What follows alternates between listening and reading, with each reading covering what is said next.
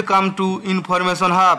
আজকের ভিডিওতে আলোচনা করব পশ্চিমবঙ্গ সরকারের তরুণের স্বপ্ন প্রকল্পের মাধ্যমে ছাত্রছাত্রীদের ট্যাব অথবা মোবাইল কেনার জন্য যে 10,000 টাকা দেওয়া হয় 2024-25 বর্ষে, সেই টাকা ছাত্রছাত্রীদের অ্যাকাউন্টে কবে ঢুকবে এবং এর জন্য কি করতে হবে।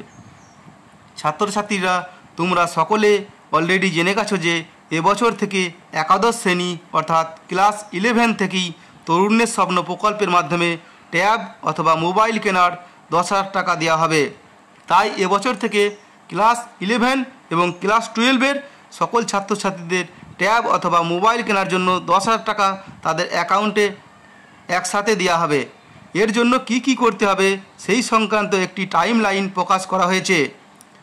বিদ্যালয় লেভেল, এসআই লেভেল ও ডিআই লেভেলে কি করতে হবে এবং কবে অ্যাকাউন্টে টাকা ঢুকবে সবই আজকের ভিডিওতে আলোচনা করব।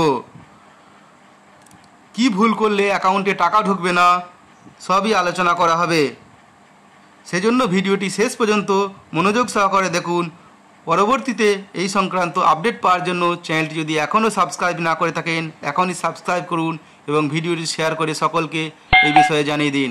এই টাইম লাইনটা প্রকাশ করা হয়েছে, দেখুন লেখা আছে ফাংশনালিটিস ইন কানেকশান উইথ তরুণের স্বপ্ন স্কিম 2024-25। এখানে ফাংশানগুলো কী করতে হবে, কাদের করতে হবে এবং লাস্ট ডেট কবে সেটা লেখা আছে।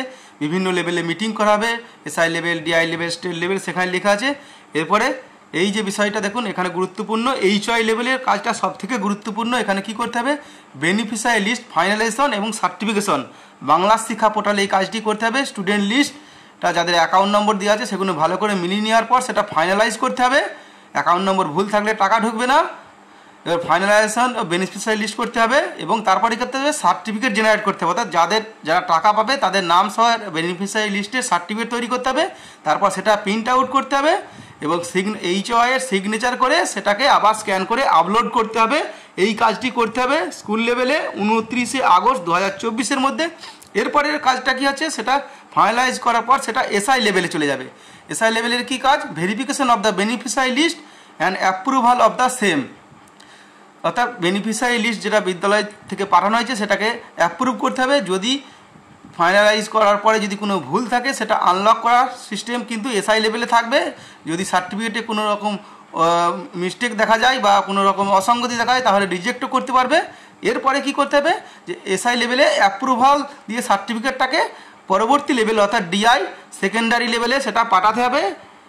এটা এসআই এর কাজ। এটা কত তারিখের মধ্যে করতে হবে, 30/8/2024-এর মধ্যে। এর এসআই লেভেল থেকে ডিআই লেভেলে পাঠানোর পর ডিআই লেভেলের কী কাজ, approval of the beneficiary list and subsequent activity of the bill generation, তো সেটা অ্যাপ্রুভাল দিয়ে বিল জেনারেশন পর্যন্ত কাজটা করতে হবে। কী করতে হবে, অ্যাপ্রুভাল অফ দ্য সার্টিফিকেট, অর্থাৎ এসআই থেকে যে সার্টিফিকেটটা অনলাইনের মাধ্যমে পাঠানো সেটাকে অ্যাপ্রুভাল দিতে হবে। রিজেকশন যদি প্রয়োজন হয় রিজেকশন করতে হবে। তারপরে কাট করতে হবে, অর্থাৎ বেনিফিশিয়ারি লিস্টে কাট করতে হবে। তারপরে generation of payment file generation করতে হবে। তারপর কী করতে হবে, pushing the payment file from BSP to IOSMS, অর্থাৎ বাংলা শিক্ষা পোর্টাল থেকে IOSMS পোর্টালে এই পেমেন্ট ফাইলটাকে পুশ করতে হবে। তারপরে কী করতে হবে, pushing the payment file from IOSMS to IFMS থেকে IFMS-এ ট্রান্সফার করতে হবে টাকা ছাড়ার জন্য। তারপরে বিল জেনারেশন করতে হবে। এই কাজটা কার হচ্ছে, ডিআই সেকেন্ডারি অর্থাৎ ডিআই অফিসে এই কাজটা হবে। এটা কত তারিখের মধ্যে করতে হবে, 30 আগস্ট থেকে 3 সেপ্টেম্বরের মধ্যে করতে হবে। তারপরে কী করতে হবে, সেই বিল যেটা জেনারেশন হবে সেই বিল জেনারেশনটাকে ট্রেজারিতে সাবমিট করতে হবে। ট্রেজারিতে থেকেই কিন্তু টাকা ছাড়া হয়, আপনারা সকলেই জানেন যে ট্রেজারিতে সেই টাকাটা ছাড়া হবে। সেটা ট্রেজারিতে বিলটা যেটা সাবমিট করা হবে সেটা 4 তারিখের মধ্যে অবশ্যই করতে হবে। এবং টাকা কবে ছাড়া হবে দেখুন এখানে গুরুত্বপূর্ণ ম্যান্ডেট জেনারেশন, অর্থাৎ ম্যান্ডেটটা জেনারেট করে ব্যাংকের জন্য ইনস্ট্রাকশন থাকবে, অর্থাৎ ফান্ড রিলিজ করতে হবে।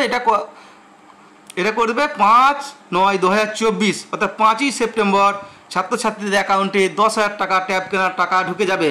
কারণ কাদের অ্যাকাউন্টে এই 10,000 টাকা ঢুকবে না, যে সমস্ত ছাত্রছাত্রীদের বেনিফিশিয়ারি লিস্টে নাম থাকবে না তাদের টাকা ঢুকবে না। এবং যাদের নাম থাকা সত্ত্বেও কারো অ্যাকাউন্ট যদি ক্লোজ হয়ে যায় অথবা ডরমেন্ট হয়ে যায় তাহলে কিন্তু তাদের অ্যাকাউন্টে 10,000 টাকা ঢুকবে না। সেই জন্য ছাত্রছাত্রীরা তোমরা যারা আছো তোমাদের অ্যাকাউন্টটা যেন KYC করা আছে কি ভালো করে দেখে নেবে। যদি অ্যাকাউন্টটা ডরমেন্ট হয়ে যায় বা ক্লোজ হয়ে যায় তাহলে এখনই অ্যাক্টিভ করে নাও, নাহলে 5 তারিখে যখন তোমাদের টাকা ছাড়া হবে 10,000 টাকা ট্যাব কেনার জন্য, সেই টাকা কিন্তু ফেল হয়ে যাবে। ভিডিওটি শেয়ার করে সকলকে এই বিষয়ে জানিয়ে দাও। ভিডিও ভালো লাগলে লাইক করবে এবং এখনও যদি সাবস্ক্রাইব না করে থাকো পরবর্তীতে আপডেট পাওয়ার জন্য চ্যানেলটি এখনই সাবস্ক্রাইব করে দিন। ধন্যবাদ।